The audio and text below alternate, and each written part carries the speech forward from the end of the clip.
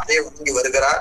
அப்படி வருகிற நிலையில என்னாச்சுங்க, வள்ளலார் அம்மாக வரும் பொழுது நம்பி ஆரூர பெருமானை வள்ளலார் என்ற சொல்லால குறிக்கிறது. இது இறைவனுக்குரிய சொல்லு.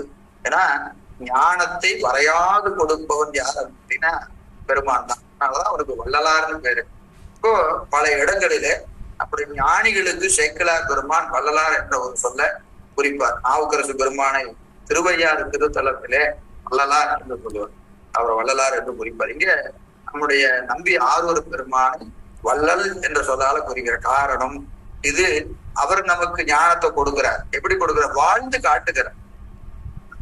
சான்றோர்களை எப்படி வணங்கணும், அவர் திருவடிக்கு எப்படி ஆளாகி நிற்க வேண்டும் என்பதை வாழ்ந்து காட்டியவர் நம்முடைய நம்பி ஆரூர பெருமான். அதனாலதான் அவரை திருத்தொண்ட தொகை பாடுவதற்கு இறைவன் தேர்வு செய்கிறார்.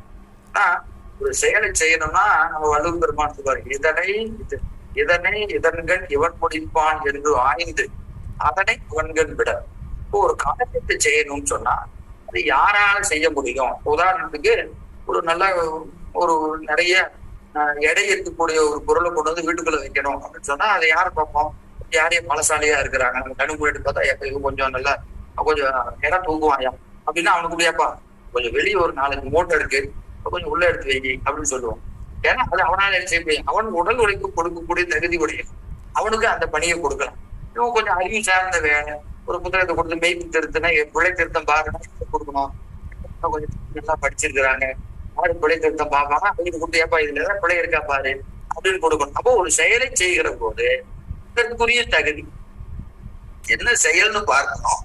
அந்த செயலுக்குரிய தகுதிக்கு எது தகுதின்னு பார்க்கணும். இந்த செயலை செய்யணும்னா என்ன தகுதி வேணும்னு பார்க்கணும். அந்த தகுதி யாரிடம் இருக்கிறதோ அவரிடத்துதான் அந்த பணியை கொடுக்கணும். இது ஒரு முறைமை.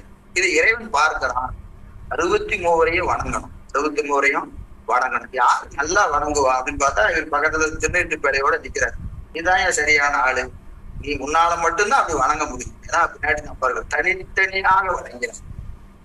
திருவாரூர் திருத்தலத்திலே தேவாசிரிய காவணத்திலே நம்பி ஆரூர பெருமான் 63 தனித்தனியாக வணங்குகிறார். திருத்தொண்ட தொகை அருள் செய்தார் என்று நமக்கு பின்னாடி பாடுவார். ஒவ்வொரு முறையும்